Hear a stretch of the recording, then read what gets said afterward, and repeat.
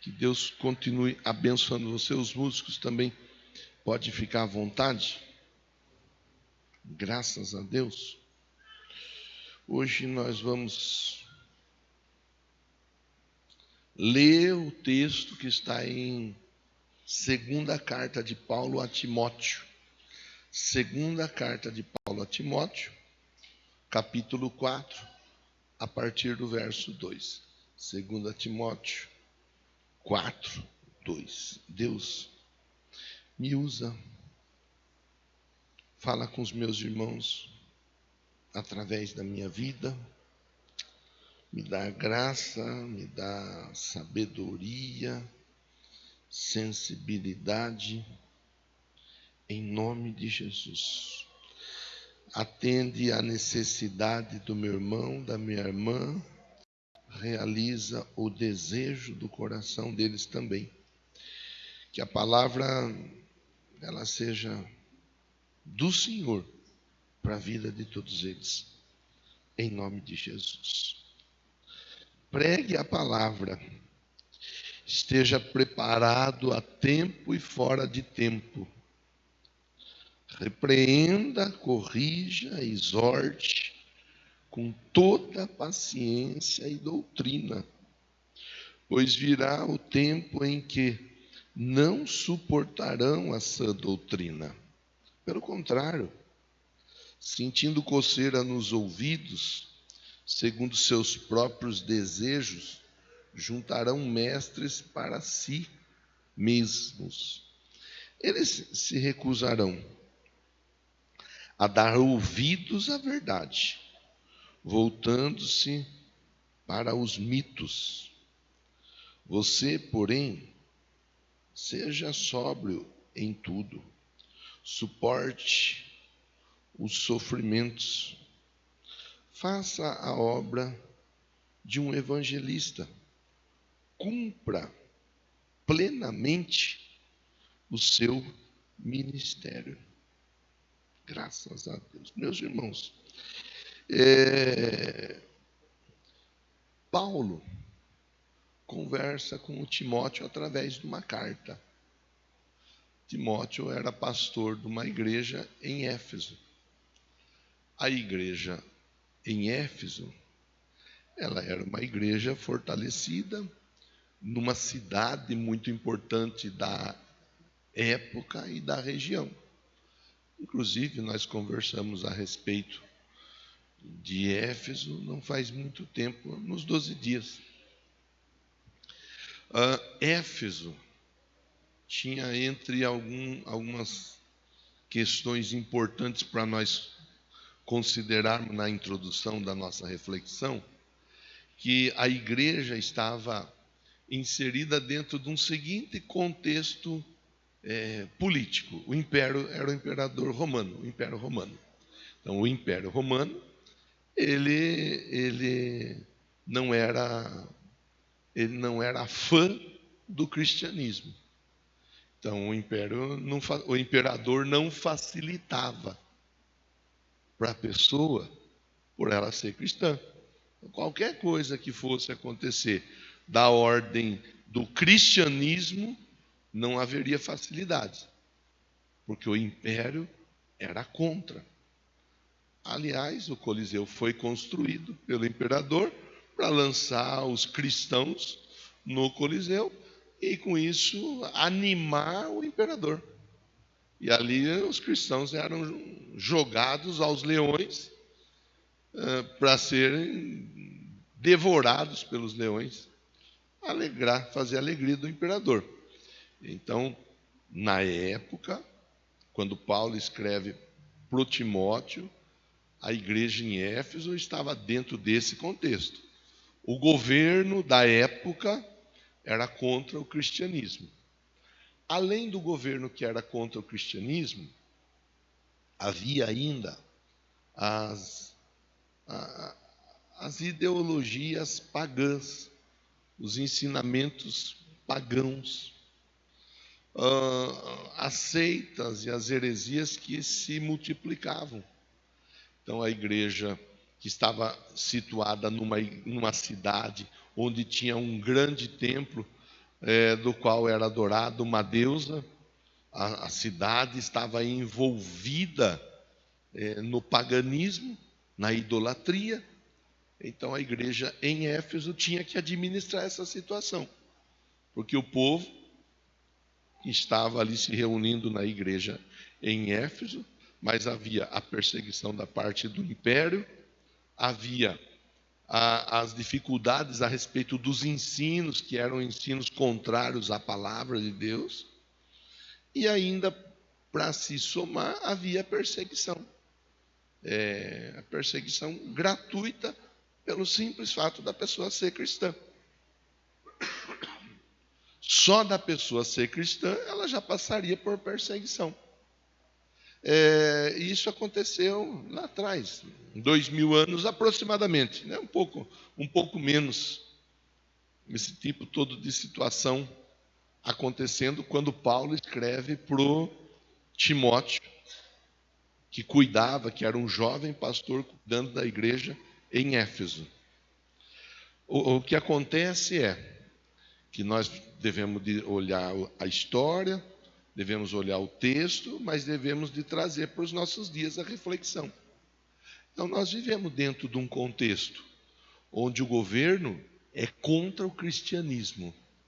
O governo é contra os cristãos, pois por mais que eles digam que não são, por mais que eles digam que eles não perseguem o cristianismo, por mais que seja falado que eles não têm nada contra, não é verdade. O atual governo do nosso país, ele é contra o cristianismo. As raízes dele são contra o cristianismo. Então, o Brasil, ele tem sim uma perseguição religiosa da parte do governo.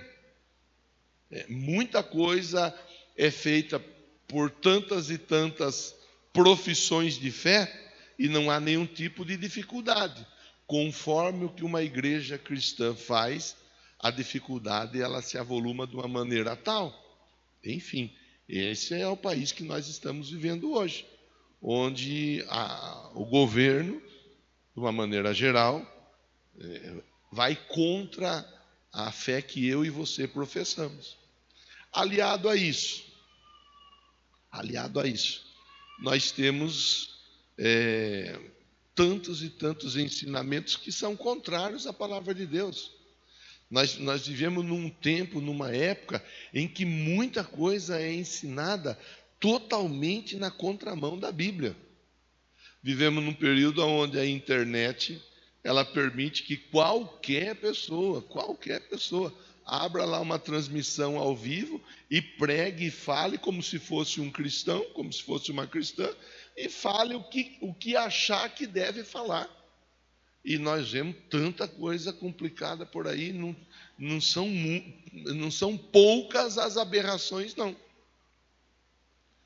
E nós vivemos também num período onde a perseguição por ser cristão, ela não é pouca também. Então, as dificuldades institucionais impostas pelo governo, elas são uma realidade no nosso tempo. Os ensinamentos que vão contrários à palavra de Deus, é uma realidade nesse tempo que nós vivemos. E a perseguição também é uma realidade.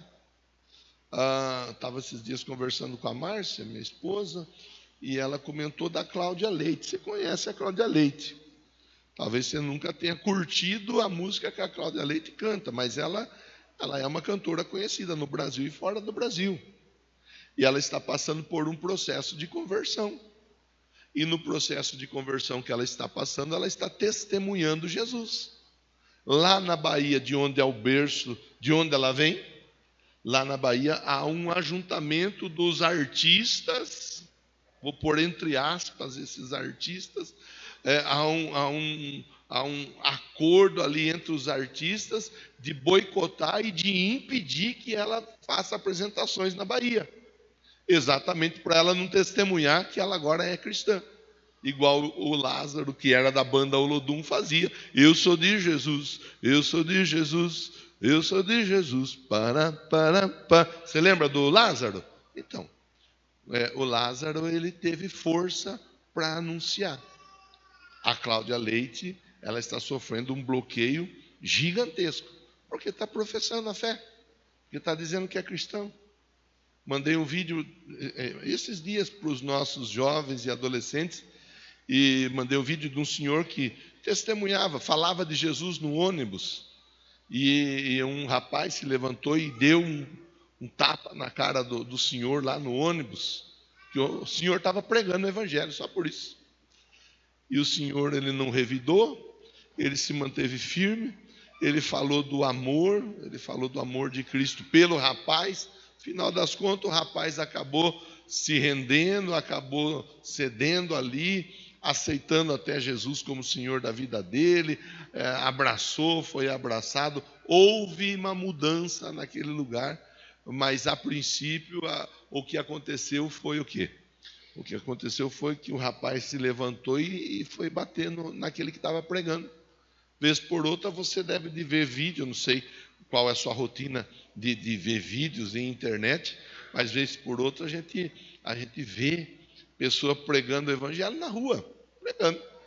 Na rua tem gente fazendo de tudo e falando de tudo. Aí alguém que está pregando na rua é confrontado, é humilhado e assim por diante. Então nós vivemos hoje um tempo muito parecido com aquilo que estava acontecendo lá atrás. Governo que é contra a igreja, falsos ensinamentos e perseguição pelo simples fato de ser cristão.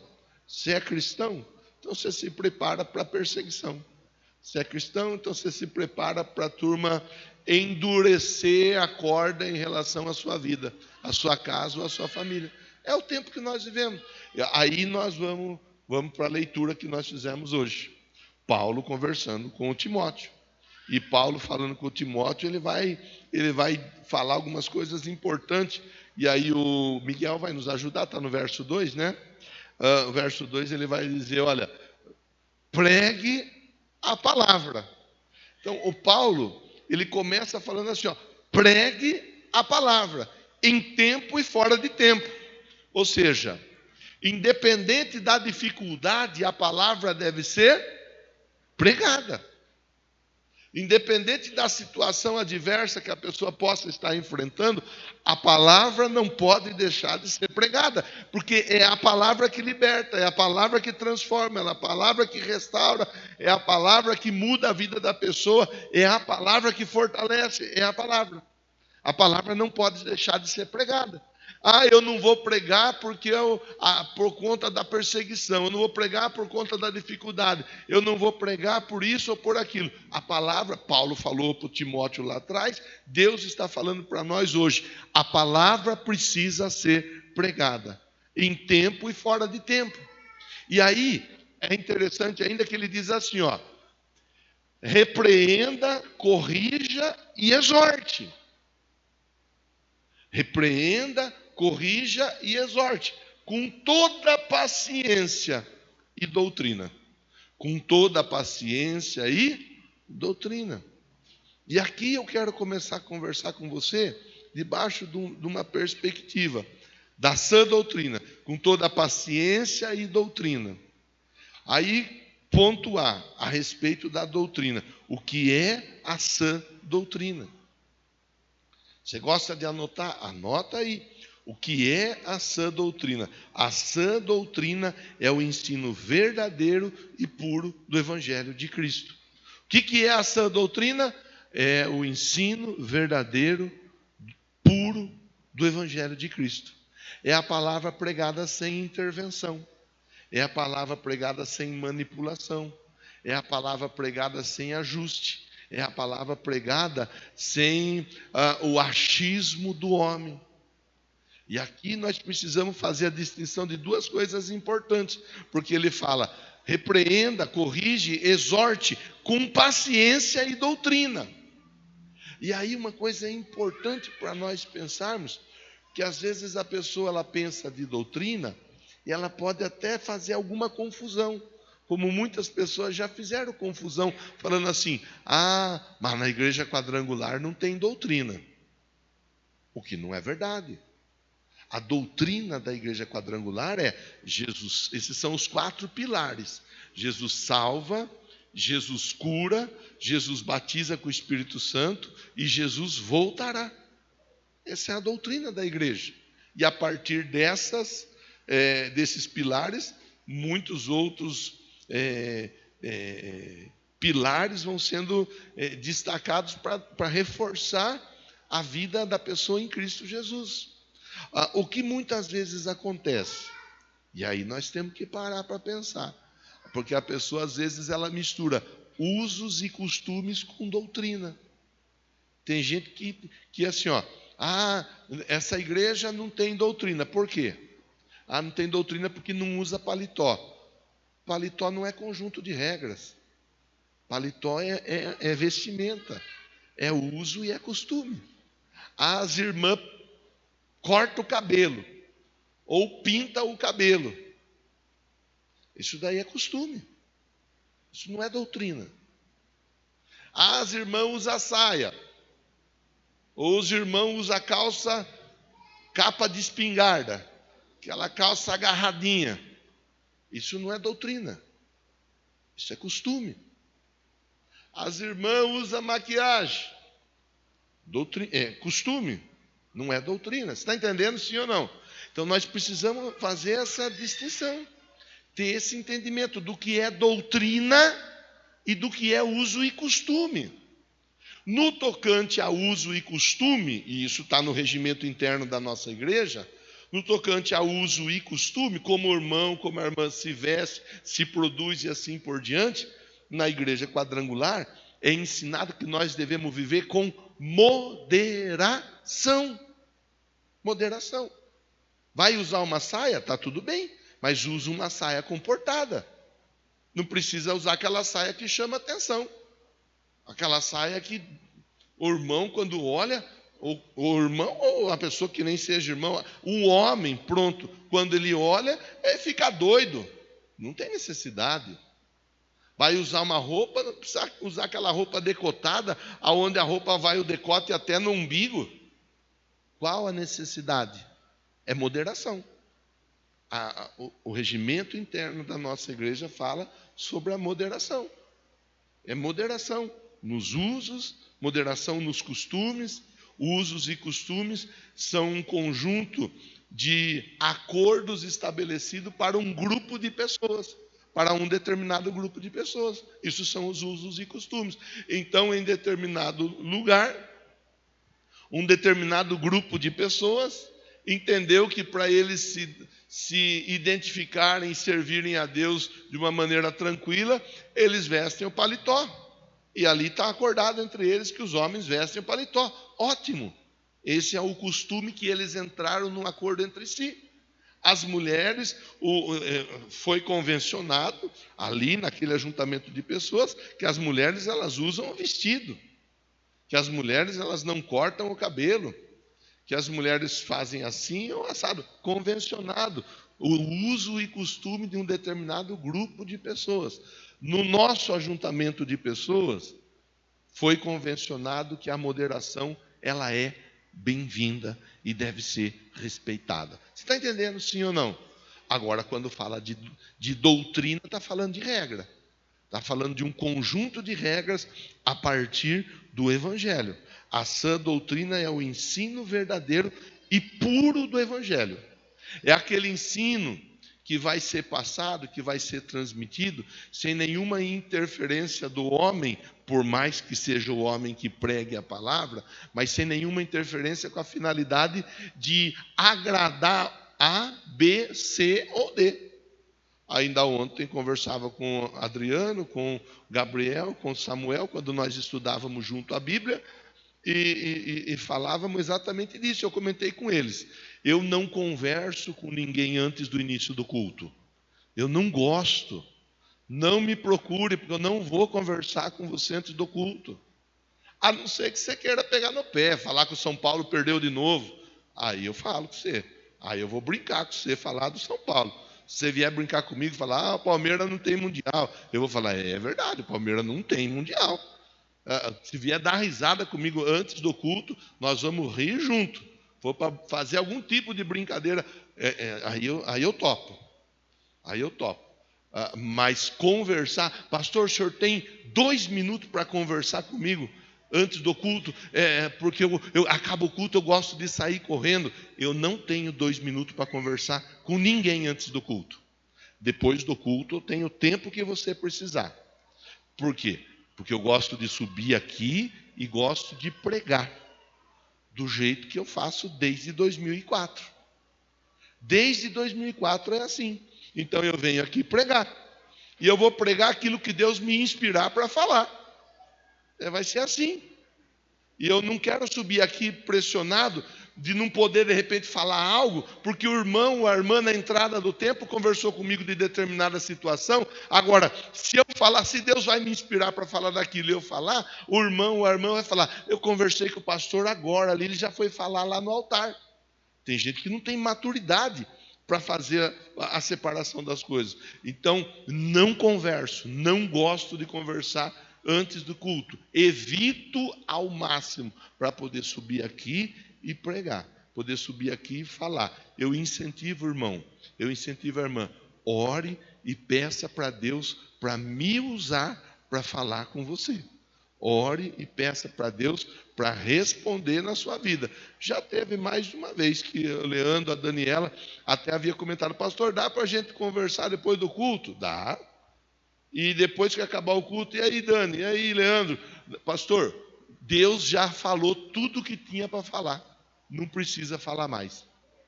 É ótimo, é bom que seja assim. É bom que a pessoa esteja atenta. Isso nós falamos ontem no nosso estudo bíblico, também conhecido por discipulado. Então, sã doutrina é isso.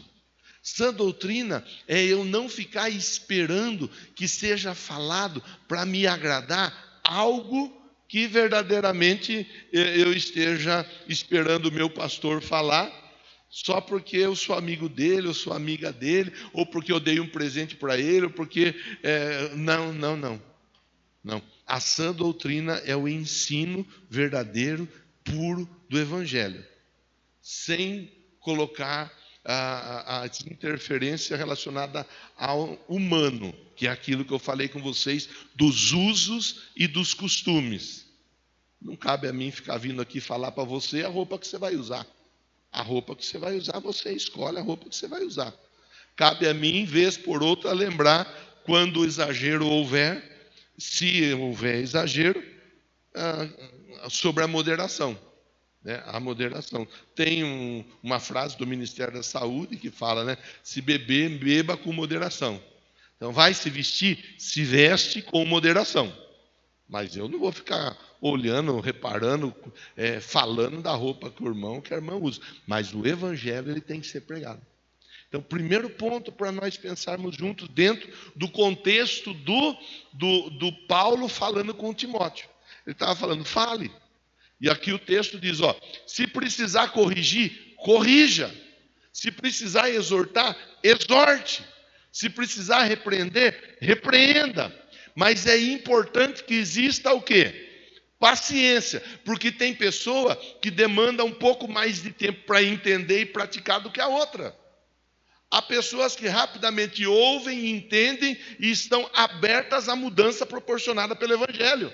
Há pessoas que ouvem, entendem, mas não estão abertas, não estão dispostas à mudança proporcionada pelo Evangelho. Pelo menos naquele momento. Nós falamos disso na quinta passada. Se você estivesse aqui conosco, você ia lembrar agora. É necessário nós aprendermos a desconstruir para construir. É necessário nós entendermos que o que está bom pode ficar melhor. Então, a palavra de Deus vai trazer sobre a nossa vida esse entendimento. Que do jeito que nós estamos hoje, está ótimo. Nós estamos aqui dentro do templo. Mas pode ficar ainda melhor. Então, tem que ser repreendido, tem que ser exortado, tem que ser corrigido, quando necessário for. Na correção, na repreensão, na exortação, deve ter o quê? Paciência. Mas, além da paciência, deve ter doutrina. Essa correção, exortação, ou esse ensino, a correção, exortação, ou a repreensão deve estar baseada no ensino, na palavra. O que a Bíblia diz. Não é o que o pastor acha. Que eu costumo falar com você aqui que o que eu acho, nem a Márcia muitas vezes concorda. O que eu penso, às vezes, em alguns assuntos de um jeito, a Márcia pensa de outro jeito, e nós procuramos nos entender para ter um convívio familiar da melhor forma possível. Eu não concordo com tudo que ela pensa, ou com a forma como ela leva muitas questões no dia a dia, mas eu respeito. Ela não concorda com muita coisa do jeito que eu ajo, mas ela respeita. E nós conciliamos. E assim tem que ser. Andarão dois juntos sem que haja acordo. Para andar junto tem que ter acordo. Não quer dizer que ambos têm que ser iguais. Não quer dizer que ambos têm que fazer exatamente o que um faz, o outro faz. A repreensão, a correção e a exortação, com paciência e com doutrina. E era isso que Paulo estava falando para o Timóteo lá atrás. Era isso que o Paulo estava falando para o Timóteo. Timóteo, pregue. Vai ter momentos que você vai precisar corrigir. Corrija. Vai ter momentos que você vai precisar repreender. Repreenda. Vai ter momentos que você vai precisar exortar. Exorte. Sem nenhum tipo de preocupação. Mas com paciência e com a luz da Bíblia sobre a sua vida.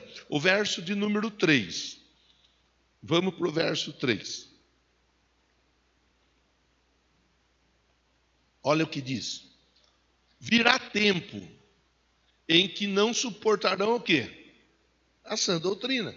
O que é a sã doutrina? É o ensinamento do Evangelho. Sem a interferência do que o homem acha ou deixa de achar.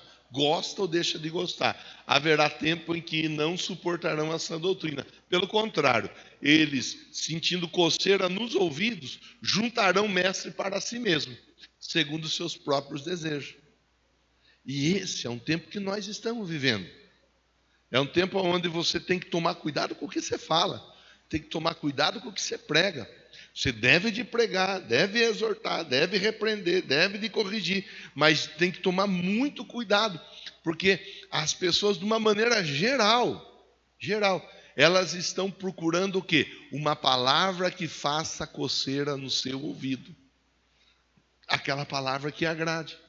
O pregador, ele não pode falar. Já teve vezes de eu ir pregar em determinado lugar, onde a pessoa me abordou no início, viu, pastor, o senhor vai pregar, mas o senhor não vai pregar sobre isso ou sobre aquilo, né? Já teve lugar que eu fui pregar, que vieram querer pautar o que eu ia pregar. E a minha resposta, ela é a mesma desde sempre. Eu vou pregar o que Deus me inspirar para pregar. A minha vida, ela não está, desde sempre, graças a Deus, amparada em favor de ninguém. O meu ministério não é escorado no favor, na bondade, ou no patrocínio, ou no investimento de ninguém. De jeito nenhum. Isso me dá liberdade para pregar. Eu não subo aqui, como diz, na mão de ninguém. Não posso falar sobre adultério. Porque se eu falar sobre adultério, tal pessoa vai ficar incomodada, capaz de ir embora até da igreja. Não, o adultério é errado. E a gente sobe aqui para falar do adultério, pregar contra o adultério. A mentira é pecado. E a gente sobe aqui para pregar contra a mentira. O causar intrigas entre irmãos é algo que a Bíblia diz que Deus abomina. E esse tipo de procedimento nós devemos subir aqui e falar e pregar contra. A postura do dia a dia de uma pessoa, ela deve ser confrontada pela palavra. Gostou, não gostou, reclama com o dono da obra. A palavra tem que ser pregada. Eu não posso vir aqui, eu não posso falar sobre amaziado, porque tem gente que está amaziada na igreja. Se está amaziado, tem que sair do amaziado. Tem que casar. Está na Bíblia, é melhor casar do que viver abrasado. Não é o que eu acho, não é o que eu gosto, Não é o que eu penso, é o que está na Bíblia. Eu não posso deixar de falar porque está na Bíblia. Ah, mas se falar, fulano não vai gostar. Se falar contra a bebida, porque tem gente que bebe. Eu já arrumei rolo com um pastor que veio querer falar para mim que você não pode ficar falando contra a bebida. Ah, vai procurar uma enxada para você limpar um terreno, vai? É só essa que está me faltando. Não, a bebida não é legal para o crente. A bebida não é saudável, começa por aí, não é saudável. Faz mal para o corpo, faz mal para o bolso, faz mal para o bem-estar da família. Muitos ficam valentões e tem umas que ficam valentonas quando bebem. A bebida não convém aos santos. As pessoas, quando elas olham para um crente, elas falam, mas crente bebe? É assim ou não é assim? Aí eu vou deixar de pregar contra a bebida, porque um ou outro gosta de beber? Não vou deixar de pregar. E nós temos que tomar o cuidado de não cair nessa cilada aqui, ó. Para sentir coceira no ouvido, procurar alguém que fale aquilo que me agrada. Porque é mais fácil eu mudar de igreja. É mais fácil eu mudar de igreja do que eu mudar de vida. É muito mais fácil nós trocarmos de tanta coisa do que nós trocarmos de postura. A postura do crente tem que ser a mesma postura. E isso é a sã doutrina. Não é aqui, é na Assembleia, na Batista, na Metodista, na Universal, aonde quer que tenha alguém falando do nome de Jesus. É a postura do crente. O crente, ele tem que ser crente. Ele tem que ser sal e ele tem que ser luz. Ah, mas se falar contra isso eu mudo de igreja. Pois então que muda de igreja. E está cheio de gente que muda e não tem problema. E tem gente que muda de igreja e chega na outra igreja, é vice-presidente na igreja. Aqui você é bem-vindo. Você vai ser o vice-presidente da nossa igreja. Aqui você vai ser o ministro, a ministra de canto na nossa igreja. Aqui você vai ser o regente do nosso coral. Aqui você vai ser anjo, querubim, serafim. Vem com a gente. Venha como estais. Permaneça como quiseres ficar. Aqui não. Por isso que muita gente acaba muitas vezes ficando bravo comigo. Por isso que muita gente, inclusive, deixou de estar conosco. Porque é confrontado na palavra. Não está em pauta se gosta do pastor ou não gosta. Nunca pedi para ninguém gostar de mim. Não faço questão que ninguém goste de mim. Exceção a minha esposa, que se ela não gostou e casou comigo, é porque ela é boba. Casou comigo sem gostar de mim, é boba. Mas não é o caso. Ainda hoje ela estava falando lá que ela me ama, que eu sou o tio-tchucão dela. Tá tudo bem, né? Agora, não, tem coisas que não são negociáveis. A sã doutrina, ela não é negociável. A sã doutrina, ela não pode ser negociada. No nosso casamento, a pessoa que é casada, ela tem que pegar a Bíblia e olhar pela Bíblia. Ah, vai ser difícil, vai. Mas é a Bíblia. É a Bíblia. Gostou, não gostou, é a Bíblia. E isso não é questão de ser valentão, de ser machão, ou de ser mulher, como diz, né, no linguajar regional, mulher macho, cabra macho, sim senhor, ou mulher macho, que risca a faca. Não, nada disso. É apenas, então, somente é ser um homem, ser uma mulher de Deus, sal da terra, luz do mundo, evangelho vivo, andando para lá e para cá, uma carta viva, um testemunho vivo de Cristo. É isso que Deus está esperando da minha vida e da sua vida. Fale para quem está pertinho de você. Deus não está pedindo para você nada além de ser uma boa testemunha de Cristo. Só isso, irmão. Só isso. Eu até brinquei com os irmãos de manhã. Quem gosta de risoto aí? Deixa eu ver. Alguém risoto de frango? Tem um risoto, cadê a Marcinha? Tem um risoto que a turma serve lá, que é um risoto escuro. Eu não lembro do que é aquele risoto que eles vêm. Eu não consegui lembrar. Hã? Isso. Hã? Com cogumelo. Quem gosta de arroz à grega aqui? Que vem aqueles pedacinhos de vinagrete vermelho, amarelo. Quem gosta? É bom de vez em quando arroz à grega, não é? É bom arroz com frango, aquele risoto que servia na escola, eu comia 4 vezes. Pensa num risoto bom, com ervilha, com frango e com molho, é uma delícia. Agora, vamos falar a verdade. Um arrozinho bom, feito na hora, só arrozinho branco, aquele arrozinho solto, cheiroso, é bom ou não é? O Tom gosta do arroz molhadinho, né? Ai, meu Deus do céu. Tem uns que gostam do arroz mais firminho, outros do arroz bem soltinho. Mas que coisa boa que é um arroz. É um arroz, aquele arroz limpo, sem história, sem nada de interferência nele. É ótimo. O feijão, quem gosta de feijão gordo? Feijão com calabresa, com bacon, joelho de porco, pé de porco, canela de porco, rabo do porco, orelha do porco. Aí tem feijoada, hein? Acho que é junho ou julho, não lembro. Vai guardando dinheiro para você participar. Vai ter até café. É gostoso, um feijão gordo. Mas aquele feijãozinho, aquele feijão básico, aquele feijãozinho que acabou de sair, só o feijão com aquele caldo grosso. Eu gosto do caldo grosso. É bom ou não é? Ontem à noite eu comi isso aí, eu fiz um arrozinho para mim, comi um arrozinho joia, branquinho, cheiroso, com um pouco de feijão e um ovo frito e 3 rodelas de tomate. Aleluia, acordei até mais cheio de fé.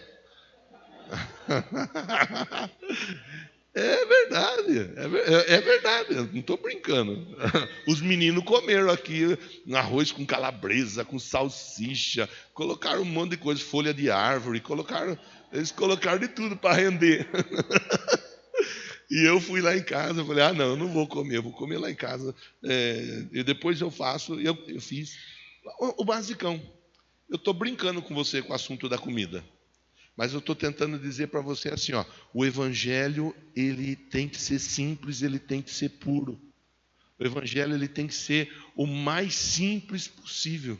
Porque Deus, ele simplificou o evangelho para facilitar que todos tenham acesso àquilo que vai produzir salvação da alma deles.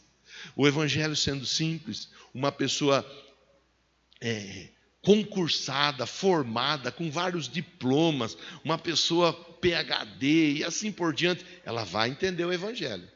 Mas o evangelho simples, uma pessoa que não sabe nem ler e nem escrever, ela vai entender o evangelho também. É por isso que nós temos que sempre, essa é a minha opinião. Essa é a minha opinião. Nós devemos sempre tomar cuidado e primar pela simplicidade do evangelho. Não ficar inventando história, não querer ficar complicando, não querer ficar nada disso. Vou fazer a minha oração. Soberano, excelso, supremo, magnânimo, magnífico, e um monte de coisas que nem a pessoa sabe o que ela está falando. Ela ouviu alguém falar, ela repete igual o papagaio e nem sabe o que ela está falando. Não, Deus querido, Pai querido, Senhor poderoso. Palavras simples, mas que expressem a nossa alegria e a nossa devoção a Deus. Paulo está conversando com Timóteo, com uma igreja que está passando por um momento difícil. E nos momentos difíceis, se você quiser, você pode até anotar isso aí, nos momentos difíceis, a melhor coisa a se fazer é simplificar. Nos momentos difíceis, a melhor coisa a se fazer é fazer o simples, o básico, sem inventar muita história. Isso é o que tem de melhor para a nossa vida. O primeiro ponto fala disso, que é essa doutrina. O segundo ponto para nós pensarmos, para que serve essa doutrina? Essa doutrina serve para nos manter no caminho da verdade e nos afastar dos falsos ensinamentos. Ela serve para nos manter no caminho da verdade e nos afastar dos falsos ensinamentos. Eu vejo, eu compartilho, alguns vídeos dá para compartilhar, tem vídeo que não dá para compartilhar, que pode até escandalizar. Tem gente que, para ministrar a cura na pessoa, em vez de pôr a mão na cabeça da pessoa, põe a mão no peito da pessoa. Põe a mão nas partes íntimas da pessoa. É o Satanás usando a pessoa. E está cheio de gente que entende que é desse jeito que tem que ser. Não é desse jeito. Não é. É a unção com óleo e unge a testa. Põe a mão na cabeça. Já falei aqui mais de uma vez, quando eu comecei a pastorear, eu fui lá para Tupi. Uma pessoa, um pregador, eu não sei quem, não fiquei sabendo e não quero saber. Um pregador tinha passado por lá antes que eu. E aquele pregador, ele deixou uma informação lá. E eu cheguei, eu não sou um pregador, eu tenho consciência de quem eu sou na fila do pão. Eu não sou um pregador profundo. Eu não sou um pregador intelectual, eu não sou. E também não estou preocupado em ser. Eu aprendi e eu fui até onde eu entendi que eu devia ir para aprender os elementos da fé para me manter firme e forte em Cristo. E é assim que eu procuro seguir a minha vida e ajudar os outros. É desse jeito. Então eu cheguei lá falando e pregando o básico. Aí uma pessoa veio, pastor, o senhor está com nós há alguns dias já aí, o senhor está falando e tal, mas o senhor não falou do matinho ainda. Do matinho? Do mato. Pensei, que mato que essa pessoa está falando, né? Ela falou, porque veio o pregador que falou que aqui nessa região tem um mato, que você pega esse mato, você põe esse mato na carteira e nunca falta dinheiro para você. Que baboseira! Não falei desse mato e não vou falar desse mato, porque esse mato não existe. Eu falo e vou continuar falando, e estou falando até hoje, sobre dízimo e sobre oferta, que é o que está na Bíblia. E uma administração financeira coerente. Uma administração financeira onde a pessoa, ela toma o cuidado de não gastar mais do que ela recebe.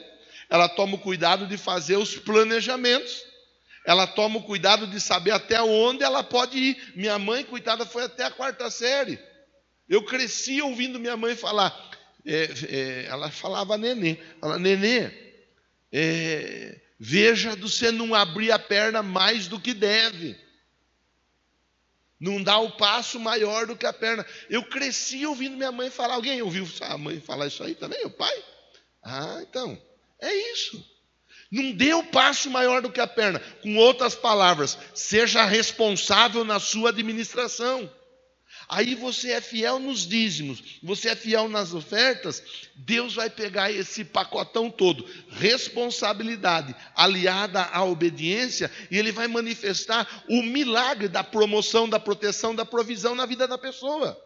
É assim que Deus opera, é na simplicidade, mas sem inventar história. Então, essa doutrina serve para quê? Para nos manter no caminho, na verdade, e para nos afastar dos falsos ensinamentos. Falei aqui, eu já falei tantas questões, a gente vê tanta coisa, eu fico preocupado, eu fico triste, eu falo, meu Deus do céu, mas o povo gosta de ser enganado também. Um dia eu cheguei lá no Santa Rosa, quando eu estava começando também lá no Santa Rosa, veio uma irmã, olha pastor, o senhor faz visita? Eu falei, sim, quando chama para ir na casa eu vou, se não chama não tem perigo de eu chegar sem chamar. Aí ela falou, vamos marcar um dia para o senhor ir lá, para a gente conversar. Vamos. Fui lá.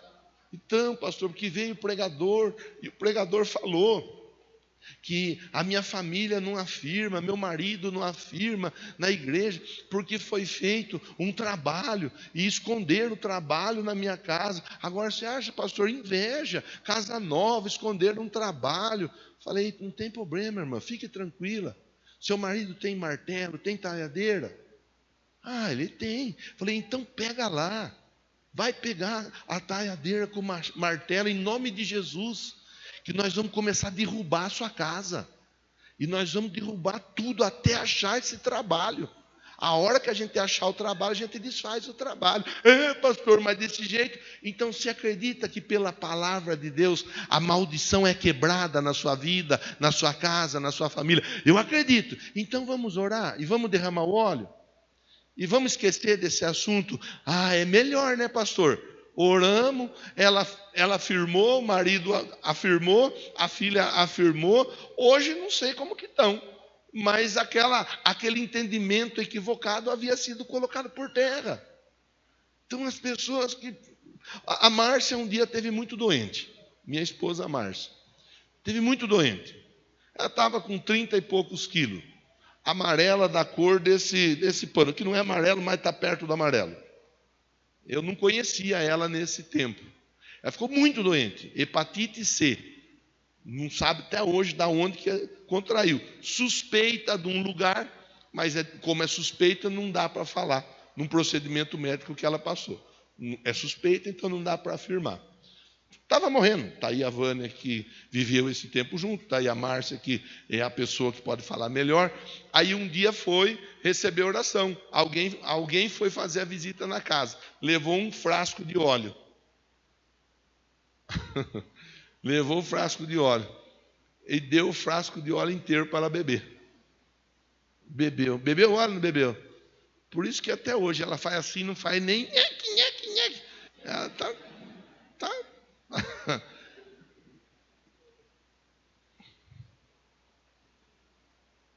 Não, vai longe.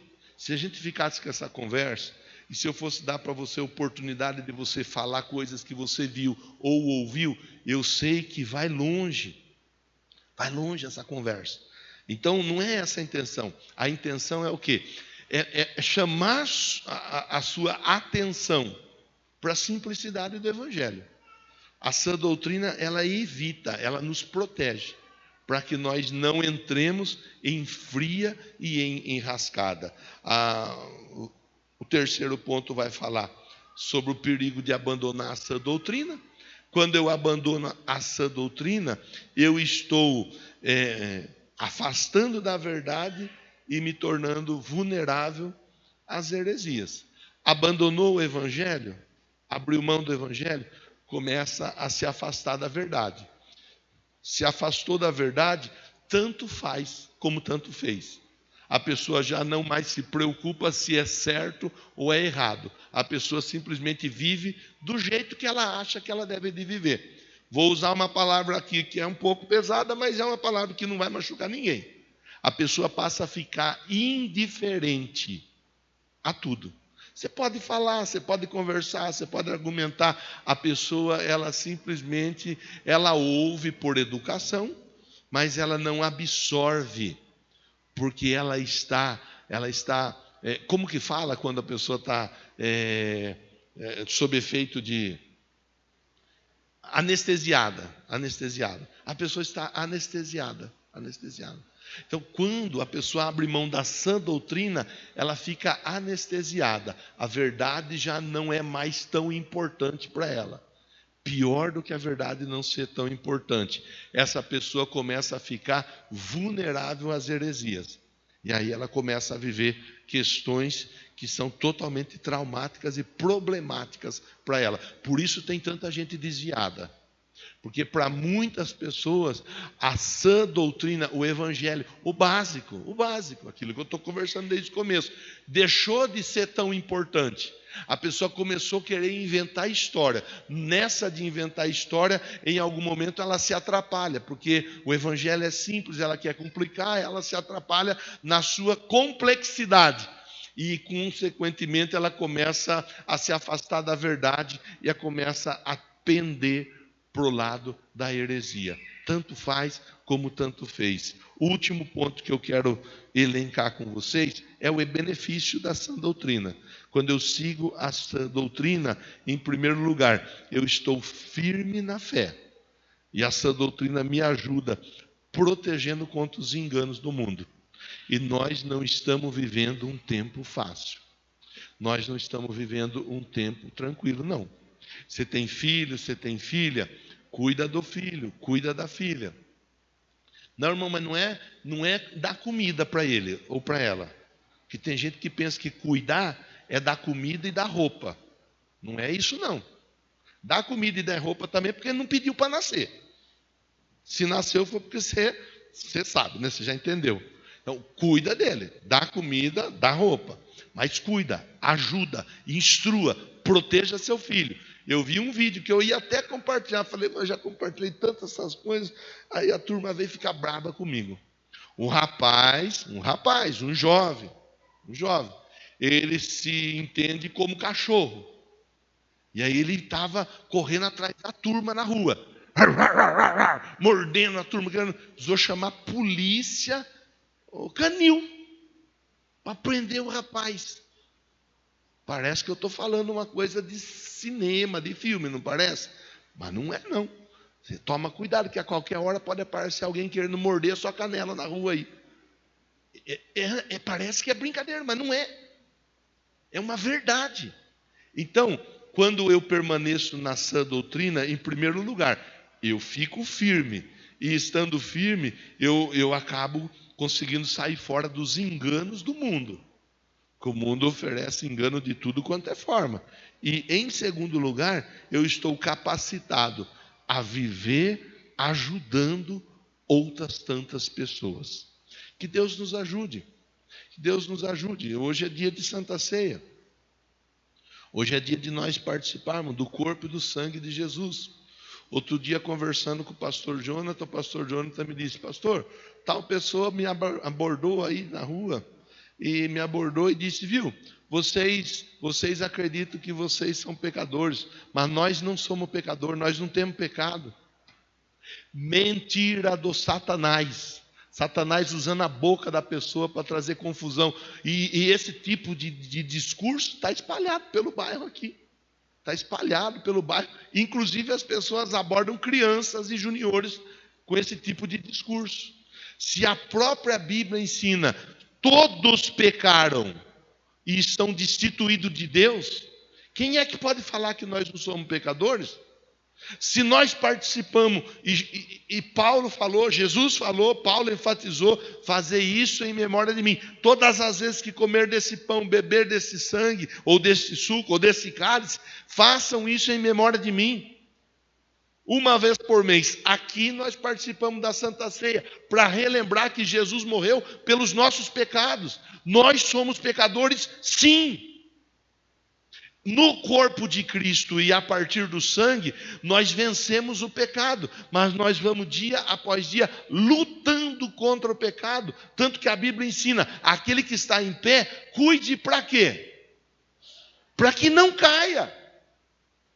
Cuide para que não caia. Então, esse momento que nós estamos vivendo juntos aqui, é um momento de manutenção da nossa vida em Cristo. É um momento, a hora que entregar o pão na sua mão, é um momento que você pegou o pão, você está dizendo automaticamente para Deus, para os anjos e para quem tiver que entender. Eu preciso da força que o corpo de Cristo me dá. Quando eu pego o pão, eu estou dizendo isso. Eu sou fraco, eu sou falho, eu sou limitado, eu sou cheio de dificuldades. Eu preciso de Cristo. Por isso eu participo do corpo. E quando você participa do suco ou do sangue, participa do sangue, que para nós o elemento usado é o suco, você está dizendo, eu sou pecador, e eu preciso de perdão de pecados. Eu não vivo no pecado, que viver no pecado é uma outra história. Vai viver no pecado quem não aceita a sã doutrina. A pessoa não aceita essa doutrina, ela vive fazendo o que ela acha que ela deve fazer. Quem aceita essa doutrina vai se esforçar para fazer a coisa certa. Pode acontecer de tropeçar, pode acontecer de dar uma bobeira, uma vacilada, pode acontecer, mas a pessoa não vive no erro. Por isso que é importante nós pensarmos. E quando Deus me deu essa reflexão para fazer com você sobre a sã doutrina, Deus me trouxe clareza nesse entendimento. Nós estamos vivendo um tempo difícil. Nós estamos vivendo um tempo em que o certo está ficando errado e o errado está ficando certo. E se nós não tomarmos cuidado, nós vamos acabar entrando nessa barca. Nós estamos vivendo um tempo onde as mentiras, as heresias, as coisas totalmente viradas no avesso, estão sendo ensinadas. TV, internet e pessoalmente, nós estamos vivendo um tempo de perseguição. E se nós não apegarmos-nos à palavra, nós vamos acabar ficando no meio do caminho. E a Bíblia fala assim, ó, aquele que perseverar até quando? Até o fim. Esse é salvo. Pergunte para quem está pertinho de você, quer ser salvo? Agora você diz assim, ó, se sim, então tem que perseverar na sã doutrina até o fim. Nada de procurar coceirinha para sua orelha. Bata a palma para Jesus.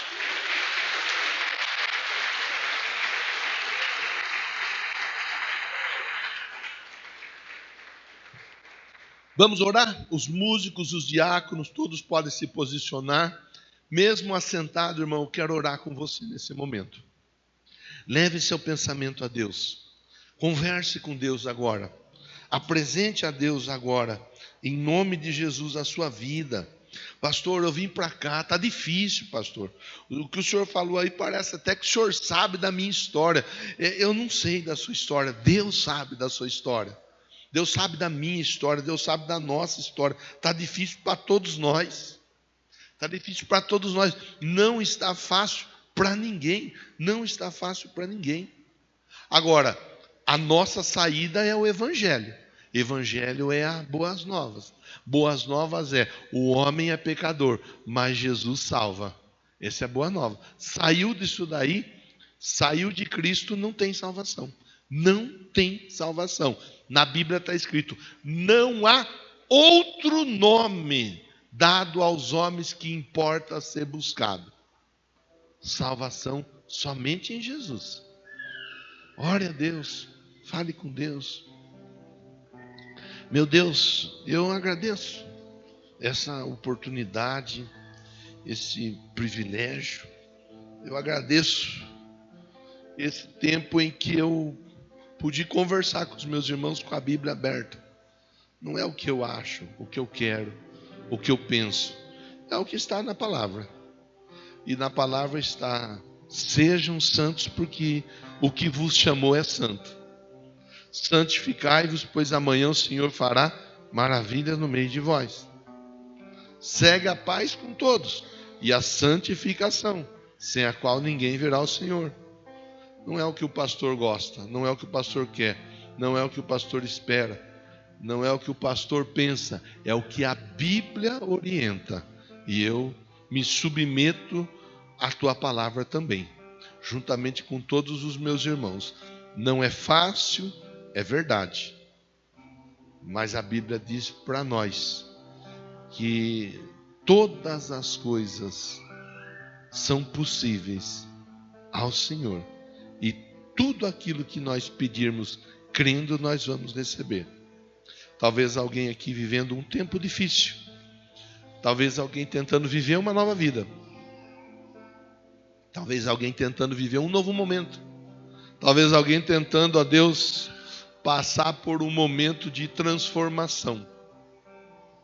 E eu peço que o Senhor me ajude e ajude esse irmão, ajude essa irmã.